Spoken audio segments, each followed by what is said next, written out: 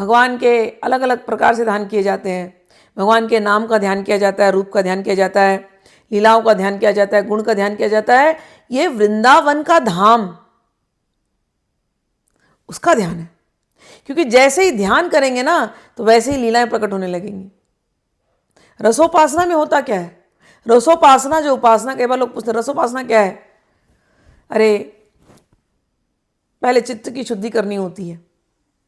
भगवत गीता पढ़ करके जो भगवान के बताए गए जो रास्ता है, जो उन्होंने दिखाया है, मार्गदर्शन दिया है, उसके रास्ते चलते हुए चित्त की जब शुद्धि होती है, जब भगवान श्री कृष्ण से प्रेम होने लगता है,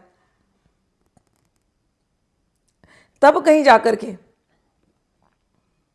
भगवान कृष्ण तुमको वो रास्ता दिखाते हैं जहां तुम श्री राधा रानी के पास आते हो, वृंदावन पहुंचते हो। जब भगवान से प्रेम होगा तो वृंदावन पहुंचोगे ना। कहाँ है वो भगवान? कहाँ है वो भगवान? वृंदावन में प्रकट हुए थे, वृंदावन में लीलाएं की थी, तो वृंदावन पहुंचोगे। और जैसे ही वृंदावन पहुंचोगे फिर पता चलेगा अच्छा बरसाने वाली राधे, फिर पता चलेगा अच्छा रावल में भी राधा। राधा रानी के जन्म स्थान पे जाओगे, बरसाना में जाओगे, फिर सखियों का गांव, वहां वहां जाओगे।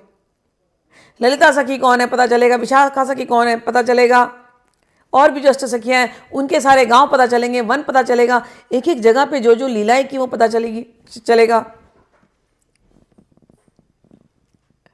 कहते हैं जाओ अपने आप को वृंदावन के उस रज में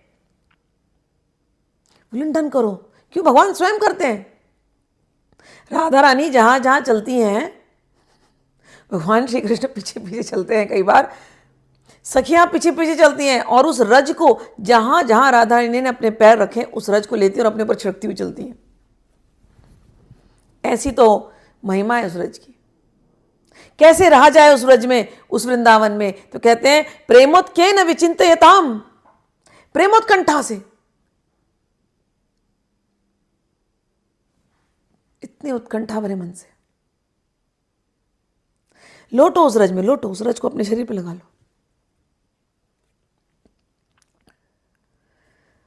भोजन में रख लो, भोजन में छिड़क लो। उस रज की इतनी महिमा है। तो प्रेमोत्के न विचिंतयताम मिलुठ नहीं सर्वांग मायोज्यताम, अपने सारे अंग को बस उस वृंदावन के रज में लगाओ।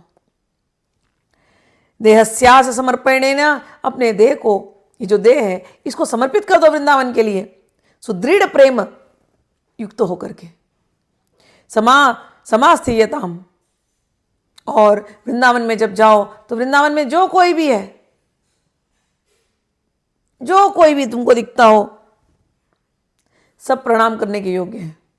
क्योंकि कोई वृंदावन तक पहुंचा है तो जरूर उसने कोई ऐसे महान पुण्य किए होंगे जिसकी वजह से वो वहां पहुंचा है।